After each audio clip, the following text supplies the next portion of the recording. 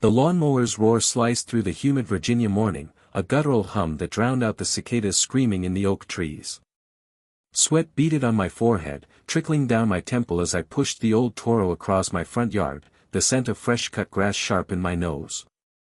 I was halfway through the diagonal stripes, my little rebellion against the neighborhood's cookie-cutter aesthetic, when I saw them. The Karen sisters, as the block called them, Linda and Cheryl, arms crossed, perched on their porch across the street like vultures in pastel cardigans. Their whispers carried over the mower's drone, sharp and venomous, their eyes locked on me like I just kicked their prized poodle. I knew what this was about. My lawn was a day overdue for a trim, and in Maplewood Estates, that was practically a felony. I cut the engine, the sudden silence heavy, broken only by the faint jingle of Linda's charm bracelet as she pointed at me. "You're bringing down property values, Marcus," she hollered, her voice shrill enough to crack glass. Cheryl nodded, her lips pursed so tight they looked like they'd been sewn shut. I wiped my brow, the damp cotton of my t-shirt sticking to my back, and sighed. "It's one day, Linda. Grass don't grow that fast." But they weren't listening. They never did. For months, they'd been at me, my mailbox was too rusty, my truck too loud, my existence too black for their pristine little cul-de-sac. I'd ignored them, kept my head down, but today, something in their stares felt different. Meaner. Like they'd cooked up something worse than their usual complaints.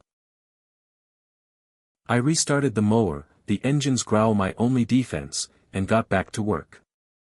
That's when I saw the car pull up, a sleek black SUV, tinted windows, no plates. Two guys stepped out, dressed in what looked like cop uniforms, but something was off. The badges were too shiny, the patches slightly crooked, like costumes from a bad Halloween store. They strode toward me, boots clomping on the asphalt, and my gut twisted. I killed the mower again, the air thick with the smell of gasoline and cut grass. Marcus Jackson, the taller one, barked, his voice flat, like he'd rehearsed it. I nodded, slow, my hand tightening on the mower's handle. "We got a noise complaint. You need to stop this now." Noise complaint? At 10 a.m. on a Saturday? I glanced at the Karen sisters, now grinning like they'd won the lottery. My pulse kicked up, a low thrum in my ears. "You real cops?" I asked, squinting at their badges. The shorter one flinched, just a flicker, but I caught it. "Show me some ID," I said, stepping closer, my voice steady despite the heat crawling up my neck. They exchanged a look, and that's when I knew. These weren't deputies. They were hired muscle, probably some wannabe security guards Linda and Cheryl paid to scare me straight. I laughed, sharp and bitter, the sound cutting through the morning haze. "Y'all gotta do better than that," I said, turning back to my mower. "Tell your bosses to try harder." The fake cops hesitated, their faces reddening, but before they could respond, a new sound pierced the air, real sirens, sharp and urgent, growing louder. A sheriff's cruiser rounded the corner, lights flashing, gravel crunching under its tires. The Karen sisters froze, their smug grins evaporating. My heart pounded, not from fear now, but from something else, hope, maybe, or the promise of justice. The real deputies stepped out, two of them, their uniforms crisp, badges gleaming with authority. The taller one, a woman with a no-nonsense braid, scanned the scene, her eyes narrowing at the fake cops. "What's going on here?" she demanded, her voice like steel. Linda stammered, her charm bracelet jingling as she waved her hands. We just called about the noise. He's disturbing the peace." Cheryl nodded frantically, but her eyes darted to the fake cops, who were now backing toward their SUV, faces pale. I crossed my arms, the sweat cooling on my skin, and let out a long, slow breath. "These two," I said, nodding at the imposters, rolled up pretending to be you. "Said they got a noise complaint. Funny thing is, I bet Linda and Cheryl hired them." The deputy's gaze snapped to the sisters, her jaw tightening. "Impersonating an officer is a felony," she said, her tone low, dangerous. The fake cops bolted for their car, but the second deputy, a stocky guy with a buzz cut, was faster. He cut them off, hand on his holster, and within minutes, they were cuffed, their fake badges glinting in the sun as they were led to the cruiser. The air smelled of dust and tension, the neighborhood deadly quiet now, every curtain twitching as neighbors peeked out. But the real twist came when the deputy turned back to Linda and Cheryl, who were now clutching each other like they'd seen a ghost. "You two," she said, pulling out her notepad, "care to explain why you thought hiring fake cops was a good idea?"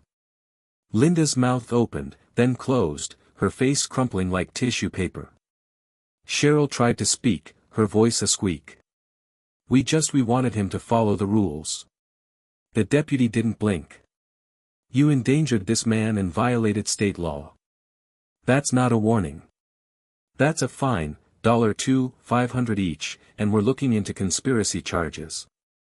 I stood there, the weight of the moment sinking in, the mower's handle still warm under my palm. The Karen sisters' faces were a mix of shock and fury, their perfect little world unraveling in the morning sun. I should have felt triumphant, but all I felt was tired. Tired of their glares, their whispers, their endless need to control. I thought of my dad, who'd bought this house decades ago, his calloused hands signing the deed, his voice telling me, "Hold your ground, son. Ain't nobody got the right to push you out." I swallowed hard, the memory stinging, and met the deputy's eyes. "Thank you," I said, my voice low, steady. She nodded, her expression softening for a split second before she turned back to the sisters.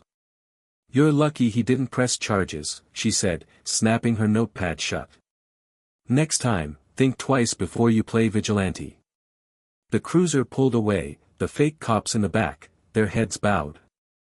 Linda and Cheryl slunk back to their porch, their cardigans looking less like armor now, more like shrouds. The fines would hit their wallets hard, but the real punishment was the neighborhood's eyes, watching, judging, whispering. For once, the Karen sisters weren't the ones calling the shots. I fired up the mower again, the engines roar a kind of music now, steady and sure. The grass fell in neat rows, the stripes sharp against the green. A breeze carried the scent of honeysuckle, and for the first time in months, I felt the weight lift, just a little. I wasn't just mowing my lawn. I was claiming my place, my home, my right to exist here. The Karen sisters could glare all they wanted, but they'd lost this round. And somewhere, I swear I heard my dad's laugh, rough and warm, carried on the wind.